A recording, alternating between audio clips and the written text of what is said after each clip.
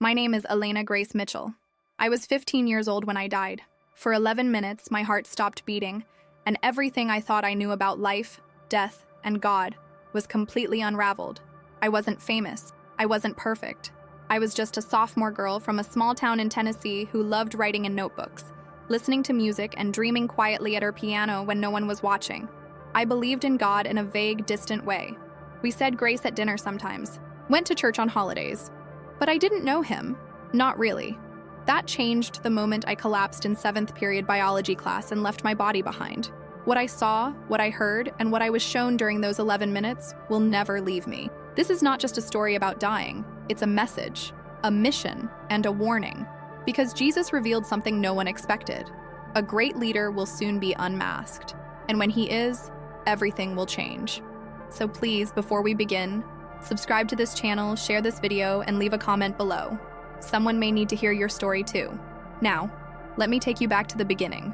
I was 15, not a preacher's daughter, not valedictorian, not someone people wrote songs or books about. Just me, Elena Grace Mitchell, a girl from Clarksville, Tennessee. I liked things that didn't make headlines, walking to school with music in my ears, sketching out stories in old notebooks, or playing piano in the living room when no one else was home. I was introverted, soft-spoken, the kind of girl most people forgot after the roll call. I didn't mind that. My family believed in God, but we weren't religious. My parents worked long hours. We said grace more out of habit than reverence. I'd heard of Jesus. I even thought I believed in him. But my belief was like fog on glass. There, but always fading. I didn't pray much. I didn't read the Bible. I thought heaven was for old people and hell was something religious people used to scare kids. And then, there was my heart. I was born with congenital arrhythmia, a manageable condition, they said. I took pills. I avoided caffeine. I tried not to stress.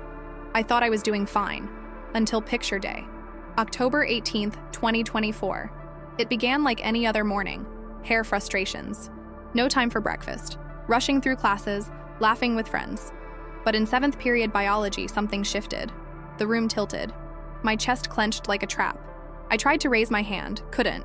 My vision tunneled. The lights overhead melted into a swirl of halos. Then, black. They told me later I collapsed at my desk, turned ghost white, then blue. My teacher, Mr. Lawson, screamed my name and began CPR right there on the classroom floor until the ambulance came. But I didn't hear any of that, because by then, I was already watching from above. The day of death, October 18th, 2024. I didn't feel myself fall. I didn't hear my classmates scream. I didn't hear the sirens, the panic, or the sound of my own heart flatlining. What I remember is silence. Not empty silence, but sacred. Thick. Weighty. As if the noise of the world had been muted by something bigger. And then I realized I was looking down. I saw myself. I was floating just below the ceiling of my classroom, suspended in something invisible, watching the scene unfold like it belonged to someone else. Mr. Lawson was on his knees, desperately pushing on my chest, his face streaked with tears. My classmates were frozen, wide-eyed, shocked. Some cried, some prayed, others just stared, paralyzed by something they didn't understand. But I wasn't afraid. I didn't feel pain. I didn't feel panic. I felt peace. Like a weight had lifted off me that I never even knew I was carrying. Every worry, gone. Every ache, gone. Every memory of anxiety, loneliness, rejection, faded like smoke. Then, I felt it. Behind me. A presence. A light. It started faint, like a glow at the edge of the world. But it grew. Warmer, brighter, alive. It didn't shine like earthly light. It didn't blind me. It drew me. Not with force, with welcome. I turned, and I moved toward it. I wasn't walking. I wasn't flying. It was like I was being carried. Not by arms, but by love. Deeper into the light. Deeper into something that felt more real than anything I'd ever known. I didn't know where I was going, but somehow, I knew who I was about to meet. Everything I thought I understood. About God, about death, about existence. It was all about to be undone. And I wasn't ready for what came next. Floating beyond the body. The beginning of the journey. The deeper I moved into the light, the more the world I left behind dissolved. It didn't feel like fading. It felt like freedom. The pain in my chest, gone. The fear of dying, gone. Even the memory of who I had been just moments before, just a girl in a biology class, felt like it belonged to another life. I was being carried, but not by hands. It felt like the air itself knew me, like it was alive and in love with me. Every moment that passed was soaked in peace. I felt weightless, whole. For the first time ever, I didn't feel broken. Then I arrived. I stood at the edge of a garden, but it wasn't like any garden I had ever seen. The colors shimmered with a light that didn't come from the sun. Every flower, every leaf, every blade of grass, they moved, breathed, sang, not with sound, but with presence. It was like each living thing was praising with its very existence, and I could feel their song inside of me. The ground under my feet was soft, not like soil, but like walking on peace itself. I took a step. No footprints, no resistance. I wasn't cold, I wasn't hot, I wasn't even human the way I knew it. I was whole. In the distance, I saw people. They weren't walking, they were gliding, radiant, peaceful. Their faces were blurred but beautiful. I didn't know their names, but I knew they belonged here. And for the first time in my life, I felt like I belonged too. No anxiety, no fear, no second guessing myself. I didn't wonder if I'd be accepted, because I already was. Then I felt it. A presence so holy, so powerful, so personal, that I didn't need to turn to know who it was. He was behind me, and every cell in my being stood at attention. Jesus. Entering the light. The first encounter with Jesus. I turned around, and there he was. Jesus. Not a statue, not a painting, not the stained glass figure I had seen in holiday churches. He was real. More real than anything I'd ever seen. So real that everything else in existence suddenly felt like shadow. He stood maybe 10 feet away, tall and strong. Not in a way that threatened, but in a way that made everything inside me feel safe. His presence wrapped around me like the warmest embrace, even though he hadn't touched me yet. He was dressed in white, not fabric, but light-shaped like clothing. His entire being radiated glory, and yet it didn't intimidate me. It pulled me in. And his eyes. I can't explain his eyes. They weren't just eyes. They were eternity. In one glance, I saw everything I had ever done. Every sin, every doubt, every moment I had ever wondered if he was real. And still, he loved me. Every secret I hid, he knew. And yet he didn't flinch. He smiled. When he did, I couldn't stand. My knees gave out. I collapsed. Not from fear, but from awe. Then he walked toward me. Each step he took echoed, not like thunder from a storm, but like thunder made of mercy, soft yet powerful, gentle yet shaking something deep inside me. Then he knelt beside me. Elena, he said. Not child, not daughter. He said my name, and in that moment, I remembered something I didn't know I'd forgotten, that I was made for him, my precious Elena, he said again. I started crying, but not from sadness. These were tears of release, of homecoming. I had found what I was made for, and it had a face. Is this heaven? I whispered. He smiled. His face grew brighter. You're standing in a glimpse of it, he said. But this is not yet your time to stay. I felt something in me sink. Not my heart, but something deeper. But why? I asked. Why am I here? He looked at me with compassion deeper than oceans. Because there are things I must show you, and when you return, you must tell them. Tell who? I asked. The world, he said. There is truth that must be spoken, and your voice, yes, your voice, will reach those who are ready to hear. The mission. There are truths you must tell. I shook my head. I'm only 15. Why would anyone listen to me? Jesus reached out and took my hand, but it didn't feel like skin on skin. It felt like pure love flowing through every part of me, like light awakening my soul. Because you still see clearly, he said. Because the world hasn't buried your heart in fear and pride. Because the enemy does not expect you. I didn't know how to respond. My mind was spinning, but my spirit was still. He saw something in me I couldn't yet see in myself. There is much you do not yet understand, Jesus said. But you will, and I will be with you when you return. The word return echoed inside me, loud, final. I didn't want to go back. Not to pain, not to confusion, not away from him. But I sensed this was only the beginning. He stood and reached his hand toward me again. Come, my daughter, he said. There is more I must show you. And I followed him. But it didn't feel like walking beside someone on a sidewalk. It was deeper. Like my soul moved in rhythm with his presence. Each step forward felt like stepping into divine purpose. The garden stretched endlessly around us. Every flower bloomed with each step he took. The air itself seemed to hum with life. He walked slowly, intentionally, as if every footstep had been written before time itself began. I couldn't take my eyes off him. He radiated authority, but not domination. Power, but not pride. He didn't need to impress. He simply was. Being near him made me realize how small I truly was, and how deeply loved I still was. We reached a wide green field. In the center stood a towering tree with glass-like leaves and bark that shimmered like golden dust. A nearby stream whispered a melody that brought peace to parts of me I didn't even know were broken. Jesus turned to me. "Elena," he said again, locking eyes with mine, "do you know why I love you?" I hesitated. "Because you're God?" He smiled. "Yes, but also because I made you. You were never an accident. I formed you with intention. Every freckle, every gift, every flaw. I know it all, and I love you. Not because you earned it, but because you are mine." I lowered my eyes. "I don't always feel lovable," I whispered. "I know," he said gently, "but your feelings do not define truth. I do." The garden of peace and unconditional love. Jesus reached out and gently touched my forehead. In that instant, my mind was flooded. Waves of memories, some I hadn't thought about in years. Times I felt invisible. Times I felt unwanted, forgotten, rejected. But this time, I saw something different. He had been there, watching, weeping when I wept, whispering words I couldn't hear back then. "You were not alone," he said. Tears streamed down my face. "I never knew you were there," I whispered. "You didn't have to know," he replied. "I was never far." His expression shifted, still filled with love but now heavy with sorrow. "Elena, the world you come from is changing." His tone was serious, almost mournful. "Many people have forgotten me, not just in words, but in their hearts. They still speak my name, but they do not listen to my voice. And because of that, they are being led astray." "By who?" I asked. He turned slowly and gestured toward the distance, and the garden vanished. The peaceful stream was gone. Now we stood on a high hill overlooking the earth.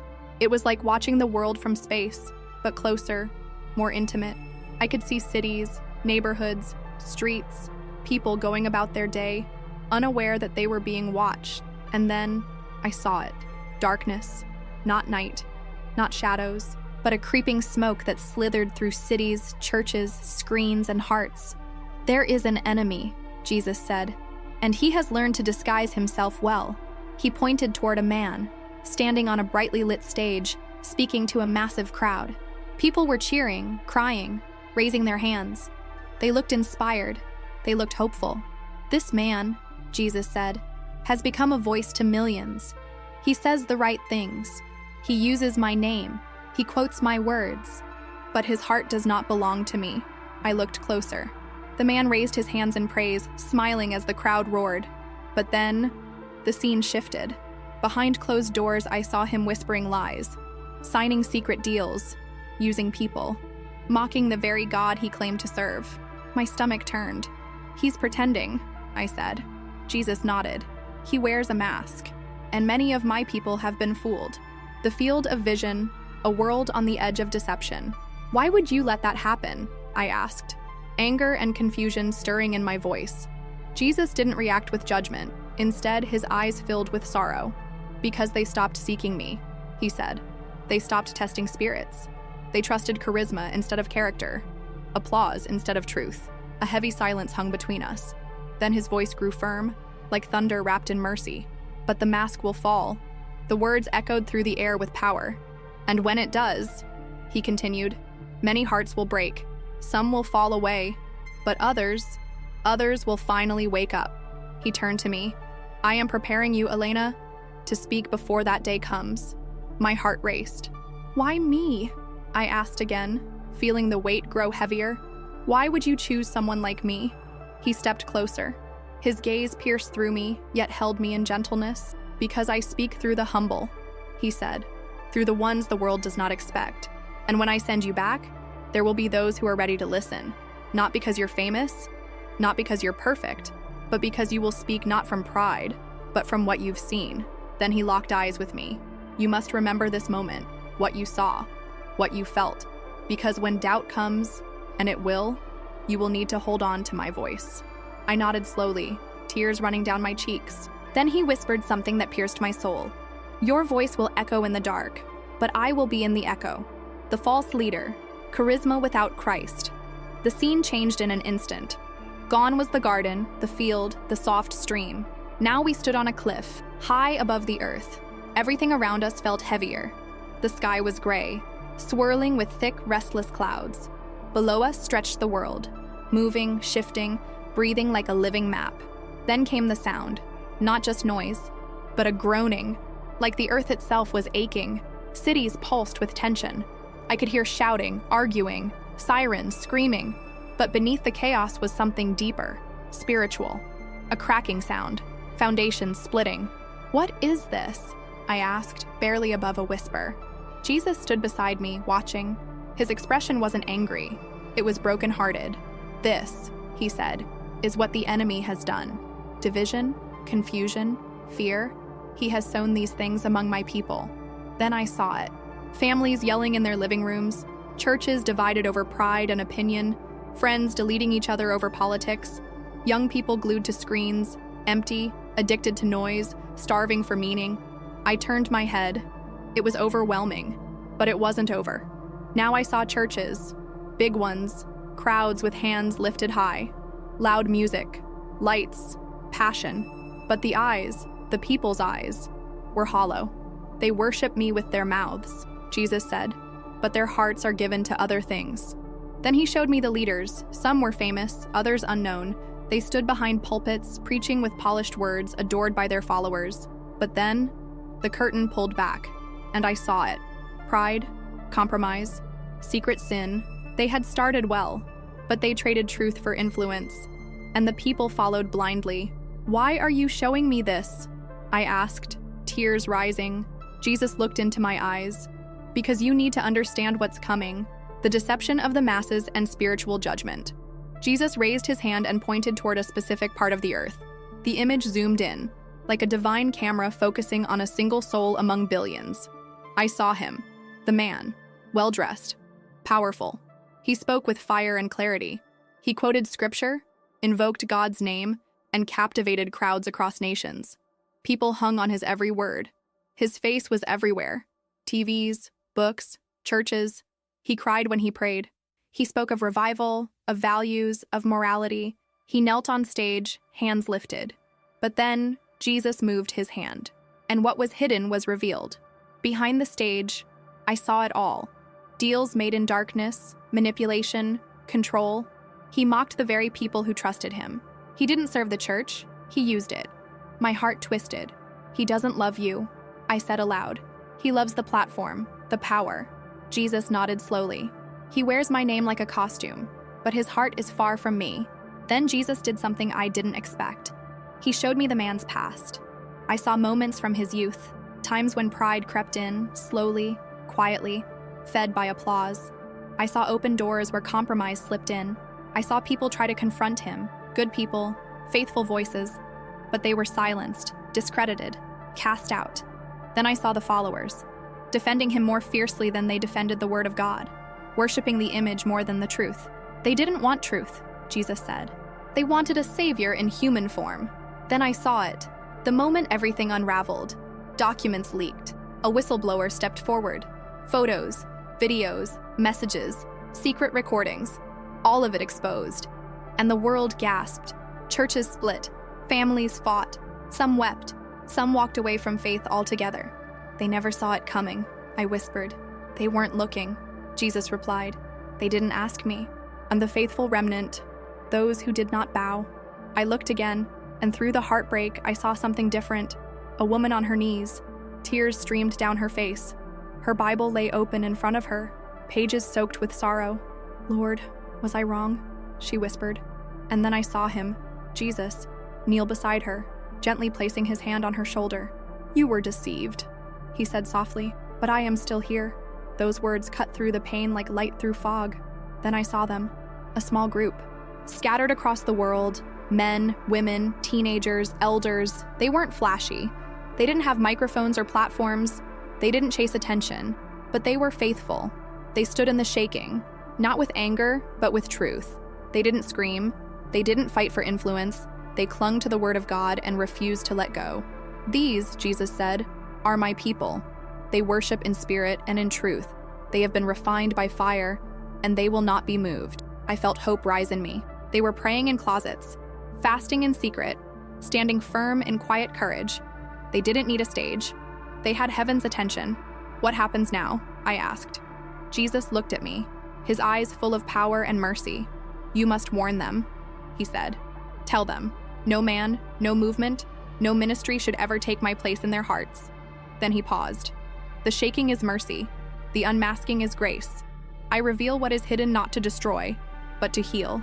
The great shaking, when the mask falls, the vision changed again. We were no longer on the hill nor in the garden. Now Jesus and I stood in a realm that felt suspended, like the stillness before a storm. Time itself seemed to hold its breath. Then, the shaking began. A tremor moved through the scene before me. The same man, the great leader, stood before crowds. He still smiled, still preached, still wore the mask, but the weight of truth began pressing in. At first it was subtle, a headline, a quiet accusation, a former confidant speaking out. His followers dismissed it. Slander, they said, persecution, attacks from the enemy. But truth doesn't stay buried. Piece by piece it rose to the surface. Letters, bank records, leaked messages, testimonies, secret recordings, and then the mask began to crack, his perfect image distorted, his polished confidence faltered. The sparkle in his eyes turned hollow. People began to step back. Supporters went silent.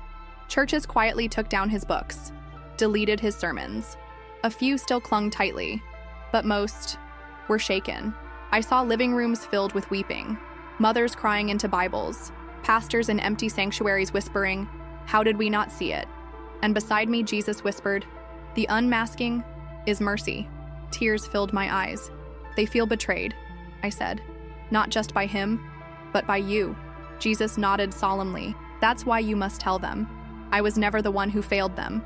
Their faith was placed in a man, not in me." Then I saw it. Some people deleted their praise posts. Others abandoned not just the man, but their faith entirely.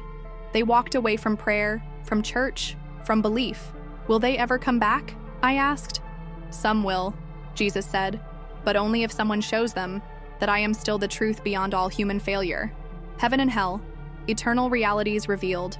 Then the vision shifted once more. I stood with Jesus, not on a cliff, not in a garden, but in a space that felt completely still. It wasn't light, but it wasn't dark either. It felt like eternity, waiting. Jesus stood beside me, his face solemn, his eyes focused on something I couldn't yet see. "Elena," he said, "what you're about to see is not to bring fear, but to reveal truth." Then the veil lifted, and I saw it, heaven. Not clouds, not floating spirits, but life, pure, radiant, eternal, colors I'd never seen. Music that didn't come from instruments, but from existence itself. Laughter that felt like light. Peace that held you, wrapped around you like a warm wind. I saw people, whole, restored, joyful. No sickness, no pain, no tears, only wholeness. Children running, elders dancing, men and women from every nation, every language, united not by religion, but by Jesus. "This," he said, "is the home I prepared for them, for those who love me not just with their mouths, but with their lives." I turned to him, overwhelmed. "Why don't people talk about this more?" I asked. Jesus looked at me, sorrow in his eyes. "Because they are too focused on surviving the world. They forget they were made for eternity." Then, without warning, the light dimmed, the atmosphere changed, the air grew cold, the music stopped, the peace vanished. We were falling, not fast, but purposefully, downward, into weight. I didn't have to ask. I knew. We were going to hell. The ground below us was cracked, like shattered glass. Darkness moved like smoke. I heard cries, not loud but endless. Not screams of terror, but weeping, grief without end. I saw them, people, not monsters, not demons, people, ordinary faces. Some angry, some numb, some still pretending to be in control. Jesus walked slowly among them. "They chose this," he said. I wanted to argue, to shout, "How?" But he answered before I could speak. "They chose everything but me. Pleasure over truth, pride over surrender. They wore my name, but never gave me their hearts." He pointed to a man, a former preacher who twisted scripture for profit, a woman who chased spiritual power but rejected obedience, a teenager who mocked truth until conviction faded. They had chances, Jesus said. Many chances. But they silenced the voice inside them. I dropped to my knees, broken. Jesus, I don't want anyone to come here. He knelt beside me. That's why I'm sending you back, to warn them, to tell them, so they will have no excuse. So they might turn while there's still time. The choice, love or rebellion. The weight of what I had seen clung to me as we left that place. Even as the darkness faded and the light returned, the sound of weeping stayed in my soul, not in my ears, but in my spirit. I had touched the edge of eternal loss, and something inside me would never be the same. Now we stood in a wide, quiet field, not the radiant garden from before. This place was simpler, still holy, but hushed, as if all of heaven had stepped back and given space for me to absorb what I'd witnessed. I looked at Jesus. There were no words. He waited. Finally, I whispered, "Why me?" He looked into my eyes, and the fire I saw in him wasn't of anger, it was of purpose. "Because you were willing to listen," he said. I shook my head. "I'm no one. I'm not strong. I don't know what to say. Who would believe me?" Jesus stepped closer. "Elena, I don't choose the powerful. I choose the willing." His voice didn't shout, but it echoed through every fiber of my being. "You have seen what most never will. Not for your glory, not to scare, but to awaken, to call hearts back, to stir those who have ears to hear." He reached out and touched my chest, right over my heart, and I felt it. He was imprinting something into me, something eternal. "I have placed within you a seed," he said. "It will grow. You will speak, not with your own wisdom, but mine. You will tell them what you've seen, and I will be with you." I began to cry again. The weight, the calling, the horror, the beauty. It was all too much. "I don't want to leave you," I said. "Not after this, not after all I've seen." He knelt beside me just as he had before. "I know," he whispered, "but you must." "Why?" "Because your family still needs you. Your friends need truth. The world needs light, and your voice carries what I have I was afraid, and I told him. "I'm scared." Jesus replied without hesitation, "And I am with you." The return, coming back with a mission. Jesus stood and extended his hand once more. "There is one more thing," he said. And then I saw it. Images, like flashes of memory and prophecy, moving across the sky. My parents sitting in a hospital waiting room, my mother sobbing, my father pacing with his head in his hands, my little brother curled on the floor, whispering my name, my school, my neighborhood, my classmates, faces I had seen every day but never truly seen until now. Then, strangers, people I hadn't met yet, from other cities, other countries, watching a screen, listening, crying as they heard my voice telling them what I saw. I watched them fall to their knees. I saw prayers whispered in bedrooms, Bibles opened in silence, hearts awakening, not because of me, but because of what I had witnessed. "This," Jesus said, "is why I am sending you back. Not to return to what was, but to begin again, with fire in your bones and love in your eyes." My heart ached. It felt like it would split in two. I reached for him. "Will I see you again?" He smiled.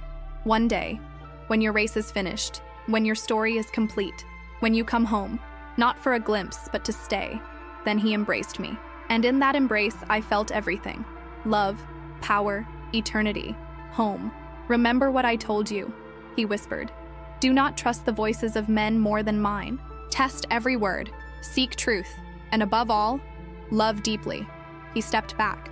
"When you speak, not all will believe you. Some will mock, some will doubt. But the ones who have ears to hear, they will know. They will feel me." I nodded, my soul aching to remain. "I'll do it," I said. "I'll tell them." And he smiled. "That's all I ask." Then everything began to shift. The light dimmed. The garden dissolved. The world of heaven faded into white. And suddenly, I gasped. Air tore into my lungs like fire. My chest arched upward. My eyes flew open under fluorescent lights. I was back. Voices swirled around me.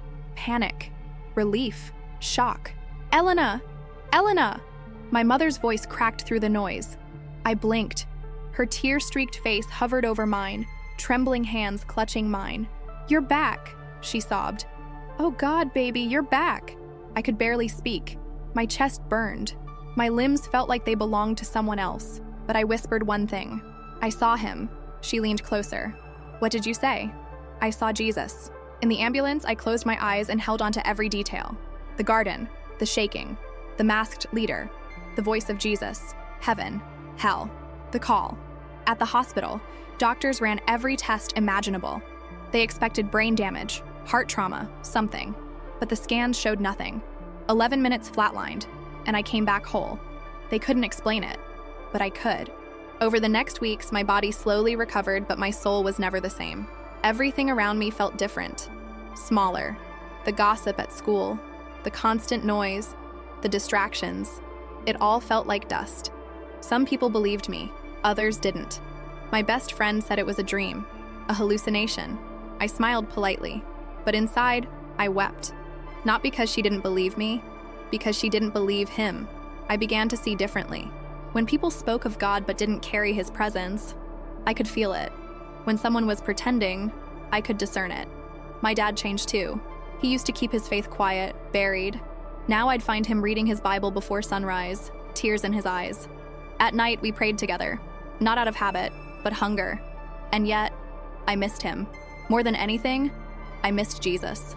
One night, crying alone in bed, I felt him, not in a voice or a vision, but in the stillness, in the rhythm of my heartbeat, in the silence that knew me. I remembered his words. When you feel alone, when the mission feels impossible, remember, I am with you. So I got up, opened my notebook, and I began to write. Every word, every vision, every warning, every truth. Not for fame, not for attention, but for obedience. It's been nearly a year since I died. A year since I saw heaven, since I glimpsed hell, since Jesus called me by name and gave me a mission I never asked for, but now cannot ignore. And here's what I must say to you, now.